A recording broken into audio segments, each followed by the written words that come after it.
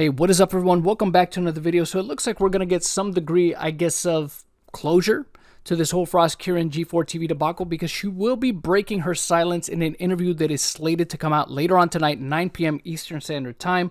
I might be doing a live stream just kind of going over it once it releases, but some clips have started to surface. They are being shared by the person that conducted the interview, that being Peter Piszk. My bad if I'm mispronouncing the last name, who is known as Happy Warrior P here on Twitter. We follow each other. And I have actually covered some of his stories in the past here on the channel. And he got a chance to do an interview with Frosk. This particular clip, though, that he shared on his Twitter thread, which I'll also link in the description below for people that want to check it out, as well as his channel. Be sure to subscribe to his channel if you haven't done so that you can catch this interview if you want to see it live when it premieres at 9 p.m. But he has already started releasing some clips on his Twitter. Like I said, I'll also link his Twitter if you guys want to follow him to see some of the clips that he's released. But I found this one to be particularly interesting because this is the one that really pertains, and I'm sure there's going to be more, right? There's going to be more where she elaborates when he releases the full interview. But at least for this clip, which is only it's only 3 minutes long, I wanted to go over it real quick, where she kind of discusses how the infamous rant, right? The whole sexism in gaming rant came about on that infamous G4 broadcast. So here we go. Let's go over it here real quick. Also, like, in that specific studio of having like really sexist and gross experiences. And I was like, why is that so prevalent in this industry? It's like, okay, so what she was referring to, if you saw the tweet there by Peter, is I guess when she was working for Riot Games, this was what kind of was the, I guess, the foundation for the rant, whatever experiences that she had over there at Riot Games. And of course, we know there's been reports about stuff, ism over at Riot Games, stories that broke years ago. We're not really going to get into that there because honestly, that's old news at this point. But I think she's speaking to around that time frame, and that's kind of what laid the foundation to her coming up with this rant. So let's get back to it here real quick, though. It's so bizarre. I've worked in 4 different Riot offices, and I mean, Riot obviously went through like the massive lawsuit about we know about that. That's the story that broke a couple years back, as we know. It's like the shit that I've seen working 10 years in esports, and then I thought that going into kind of mainstream broadcasting would make it better. I thought that esports, it's like this Wild West. You don't have a lot of like people with experience with like white collar business, and that it was going to get better going into G4, and it got so much worse going into G4, specifically in that studio. I cannot believe more stuff hasn't come out, but that's interesting, right? Kind of ominous, and it makes you wonder if there'll be more things that come out regarding G4, if this will actually open those floodgates. I was like, what the fuck? And so I go upstairs and I'm like, I'm going to change it. So I just like hash out the rant. I give it to Leffler and Megan, and they approve it. They're like, yeah, this is great. We're going to put it in the teleprompter.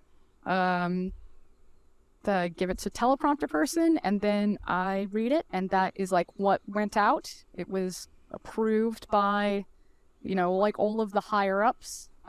Hilariously, Gerard was actually going to do a really similar rant. His was going to be about like I guess like, okay, so I'll pause right there. Who she's referring to is the completionist, who was also there. He was the one that looked surprised when she went on this rant. So there's been conflicting reports about this, right? That people didn't know, but obviously somebody had to know that she was going to do this. And this was something that I believe she herself had also mentioned before, that she did run it by the higher ups. So it's possible that, yeah, there was, at least in terms of her co-host, they probably didn't know. It's very possible that they didn't know. People have questioned whether or not Adam Sessler knew. Of course, Adam Sessler himself, I think, debunked that claim, saying that I believe it was Dick Masterson's podcast, saying that he had no idea that was going to happen. But of course, as you know, he fully supported it. But it looks like it only was filtered through to maybe just a handful of higher-ups that knew that she was going to do it, and the co-host really had no idea. So maybe that's true. Maybe it's not. Who knows? I'm sure she's going to stick to her side of the story, that she did tell other people, and other people in higher positions did know. And maybe it's possible co-host knew, but I don't know. I tend to think, given the reaction of the completionist, at least, he didn't seem to know that it was going to happen. He seemed to be genuinely shocked and surprised that she went on that rant. Like the general, like, hatred or negativity, I don't want to like put words in his mouth, but kind of like the negativity around like the gaming sphere and like the audience outputting that, which is mine was like negativity through like the lens of like sexism in gaming. And then when Gerard like had mine, he's like, well, you know, you basically talked about a very similar vein of what I was going to talk about, so he actually doesn't do his. And then it went out. G4 social media decided to like clip it and then like put it separately. They didn't like ask me or anything. They just like went. So like, what, 2,000 people watched that stream? I was like, it's whatever. Like that was basically for like this audience. They clip it, they put it, obviously like G4 rides like the high of like the internal, everyone's like, you know, good job, we really stand behind you. And then as soon as like the backlash comes and it gets caught up in the YouTube algorithm, then obviously like all of the harassment comes, and G4 just like they hard bailed. They're like, we are.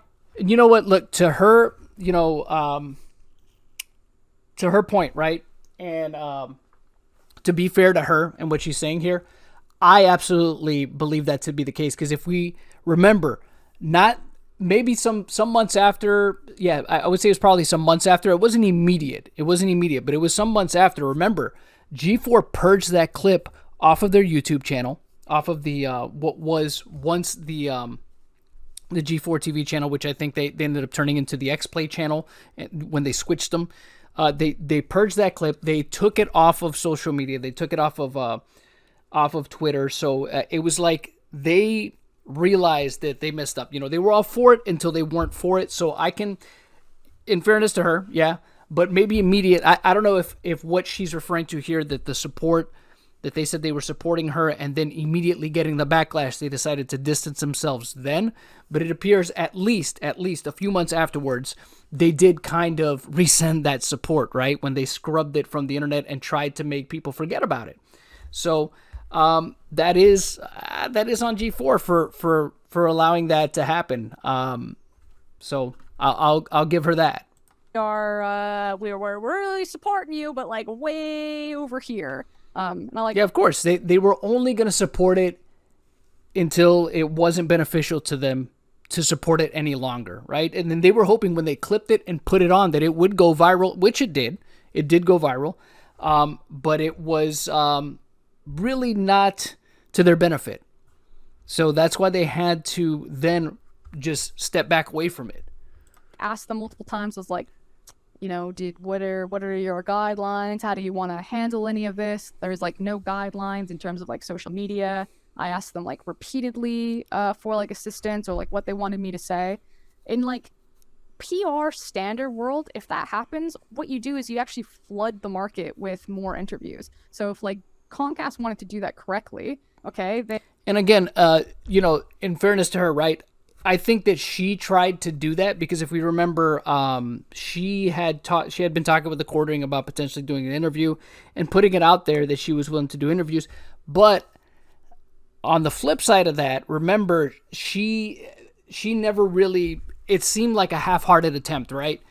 Like she seemed to put it out there like, well, you know, contact my agent if you want an interview, kind of knowing that her agent would basically be able to say, hey, you know, I don't think it's in your best interest. So she could say no indirectly, right? She could kind of say no without saying no. Like, hey, listen, hey, I'm sorry. You know, I'm signed to this talent agency and they don't want me to go on. I would like to go on, but you know what? They say that I can't and I am contracted with them. So I got to listen to them. So it gave her an out, a little bit of an out, in my opinion. Now, granted, could it be that she indeed did have every intention of following through with doing interviews and stuff like that? Maybe, possibly, maybe she did, maybe contracts didn't allow her, but again, she knew that it gave her an out. that her being contracted with an agency would give her an out, a reasonable out, to not have to go and address anything directly herself. So I think this is where I'll stop the video. If you guys want to check out the clip, like I said, I'll link it in the description below. And you could check out Peter's thread on his Twitter page. Again, follow him at HappyWarriorP. Also, be sure to follow his or subscribe to his YouTube channel, I should say, called CultureScape. I'll link it in the description below. If you guys want to see the full interview, it will be coming out again tonight, 9 p.m. Eastern Standard Time.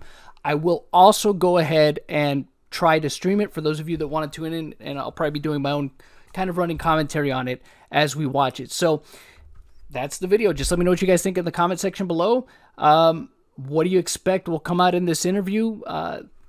I'd be interested to see what y'all have to say. All right, until next time, y'all know how it goes. The hunt continues.